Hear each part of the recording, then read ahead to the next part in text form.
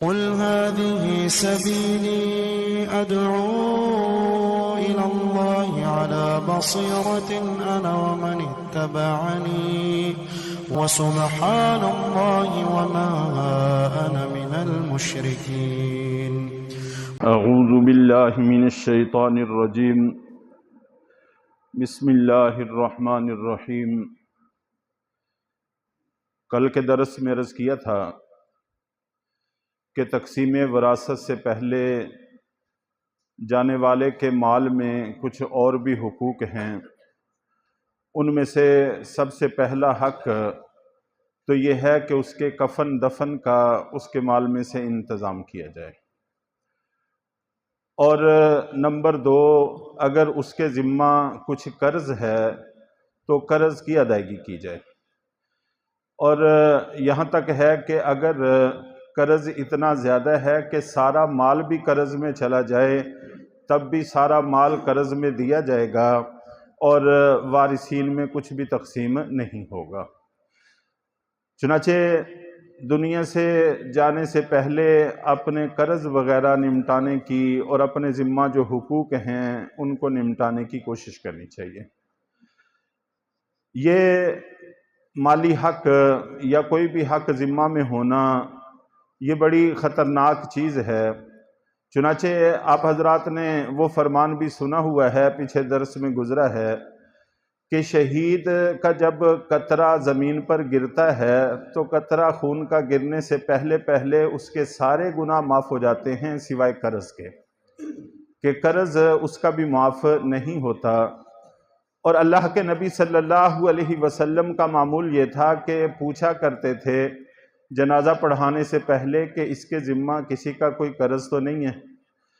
اگر قرض نہ ہوتا تو پھر جنازہ پڑھاتے، اگر قرض ہوتا تو پھر اس قرض کی کوئی ذمہ داری لے لیتا تو پھر آپ جنازہ پڑھایا کرتے، اگر کوئی ذمہ داری نہ لیتا تو آپ اس کا جنازہ بھی نہیں پڑھاتے تھے اور ساتھیوں کو کہتے تھے کہ ان کا جنازہ پڑھ کے ان کو دفن کر دو. تو کتنی بڑی محرومی کی بات ہے کہ اللہ کے نبی صلی اللہ علیہ وسلم موجود ہوں اور وہ اس وجہ سے جنازہ پڑھانے سے انکار کر دیں. چنانچہ ایک موقع پر یہ واقعہ پیش بھی آیا کہ جانے والے کے ذمہ قرض تھا اور ادائیگی کی کوئی سبیل موجود نہیں تھی تو آپ نے جنازہ پڑھانے سے انکار کیا. تو کسی دوسرے صحابی نے عرض کیا کہ اللہ کے رسول، ان کا قرض میرے ذمہ رہا، آپ ان کا جنازہ پڑھا دیں. چنانچہ اللہ کے نبی صلی اللہ علیہ وسلم نے جنازہ پڑھایا. اس کے بعد پھر آپ نے مستقل اعلان فرما دیا تھا کہ جو بھی میرے صحابہ میں سے قرض چھوڑ کر جائے وہ قرض میرے ذمہ ہے. چنانچہ پھر آپ وہ خود ادا فرمایا کرتے تھے اور جنازہ پڑھا دیا کرتے تھے. تو لیکن ان چیزوں سے یہ بات سمجھ میں آتی ہے کہ دنیا سے جانے سے پہلے پہلے اپنے ذمہ داریاں ساری نمٹانے کی کوشش کرنی چاہیے.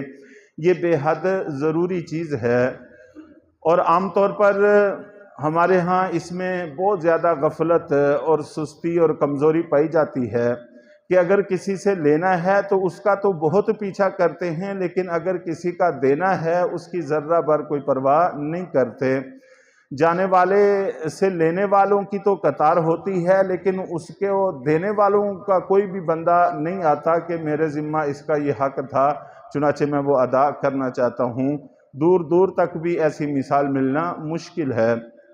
تو بہرحال اگر اس کے ذمہ قرض ہے تو اس کے مال میں سے قرض ادا کیا جائے گا، اور قرض ادا کرنے کے بعد اگر مال بچ گیا ہے تو پھر وصیت کا نفاذ ہوگا. اگر اس نے جانے سے پہلے وصیت کی ہے کہ میرا اتنا مال، مثال کے طور پر اس کا کوئی یتیم پوتا تھا، اس نے کہہ دیا کہ میرے مال میں سے اتنا میرے پوتے کو دے دیا جائے، تو دے دینا چاہیے، یہ بھی ضروری ہے. اور یا پھر اور اس کے علاوہ اس نے کسی خیر کے کام میں خرچ کرنے کا کہا یا کسی کو دینے کا کہا تو یہ وصیت نافذ ہوگی. لیکن اس کے نفاذ کے لیے شرط ہے کہ وہ 1/3 کے اندر اندر ہو. اگر اس نے سارا مال خرچ کرنے کی وصیت کر دی تب بھی 1/3 تک وہ نافذ ہوگی، اس سے اوپر نافذ نہیں ہوگی. اور اگر خدا نہ خواستہ جانے والے کی نیت سارا مال وصیت کرنے سے اپنے ورثہ کو محروم کرنا ہے تو وہ گناہگار بھی ہوگا. تو اس لیے اس معاملے میں بھی احتیاط کی ضرورت ہے کہ وصیت 1/3 سے کم کی ہونی چاہیے، زیادہ سے زیادہ 1/3، اس سے زیادہ کی اجازت نہیں ہے۔ اگر کر بھی دے تو وہ نافذ نہیں ہوتی۔ پھر وصیت نافذ کرنے کے بعد اگر مال بچ جاتا ہے تو وہ ورثہ کے درمیان تقسیم ہوگا، اور اس پر میں نے عرض کیا تھا کہ اصول یہ ہے کہ الاقرب فالاقرب کے تحت تقسیم ہوگا۔ سب سے قریبی رشتہ دار انسان کے وہ ہوتے ہیں جن کے ساتھ ولادت کا، نسب کا براہ راست ناتا ہو، درمیان میں کوئی اور واسطہ نہ ہو۔ اور یہ 2 قسم کے رشتے ہیں، ایک اولاد براہ راست اور دوسرے نمبر پر والدین۔ یہ 2 براہ راست بغیر کسی واسطہ کے انسان کے نسب سے متعلق ہیں۔ چنانچہ یہاں پر سب سے پہلے اولاد کا حق بیان کیا گیا ہے، لِلذَّكَرِ مِثْلُ حَظِّ الْأُنثَيَيْنِ، کہ مذکر کو، مرد کو 2 عورتوں کے برابر ملے گا۔ مثال کے طور پر ایک بھائی ہو اور 2 بہنیں ہوں تو ان کا مال 4 حصوں میں تقسیم ہوگا۔ 2 حصے بیٹے کو مل جائیں گے اور ایک حصہ بیٹیوں کو مل جائے گا۔ اور اللہ رب العزت نے یہاں پر بیان کا جو طرز اختیار کیا ہے اس پر غور کرنے کی ضرورت ہے کہ مرد کو 2 عورتوں کے برابر ملے گا۔ ایسے نہیں کہا کہ 2 عورتوں کو ایک مرد کے برابر ملے گا، ایسا نہیں کہا۔ گویا کہ لڑکیوں کو بنیاد بنایا ہے، ان کے حصے متعین کیے ہیں کہ ان کو اتنا حصہ ملے گا اور اس سے دگنا لڑکے کو ملے گا۔ تو سب سے پہلے تو لڑکیوں کا حصہ متعین کر کے اشارہ اس طرف کر دیا ہے کہ یہ جو زمانہ جاہلیت میں رسمیں چل رہی ہیں کہ خواتین کو محروم کر دیا جاتا ہے، اس کی کوئی گنجائش نہیں ہے۔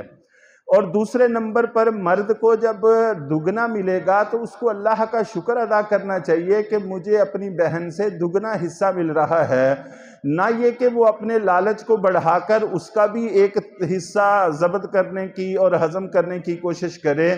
تو اس میں تھوڑی سی اس کو آر بھی دلائی گئی ہے کہ اس کی بھی اجازت نہیں ہے، بلکہ جو اللہ نے دیا ہے وہ اس سے دگنا ہے، اس پر تم خوش ہو۔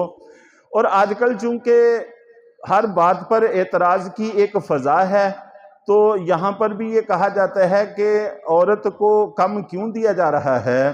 بھئی سادہ سی بات ہے کہ مرد کی ذمہ داریاں ہیں، عورت کی ذمہ داریاں نہیں ہیں۔ مرد کے ذمہ ہے کہ وہ اپنے بیوی بچوں کے اخراجات پورے کرے، عورت کی کوئی ذمہ داری نہیں ہے کہ وہ اپنے مرد یا بچوں کی ضرورتیں پوری کرے۔ یہ ساری ذمہ داریاں والد کی ہیں، اس لیے جب یہ ذمہ داریاں مردوں کی ہیں تو مردوں کو اللہ نے زیادہ دیا ہے، اور عورتوں کی ایسی کوئی ذمہ داری نہیں ہے، اس کے سارے اخراجات پہلے ہی شوہر کے ذمہ ہیں، تو اس لیے اس کا حصہ کم رکھا ہے۔ اور باقی مصلحتیں، حکمتیں اللہ بہتر جانتے ہیں، ہم تو پابند ہیں اپنے اللہ اور اللہ کے رسول کے حکم کے۔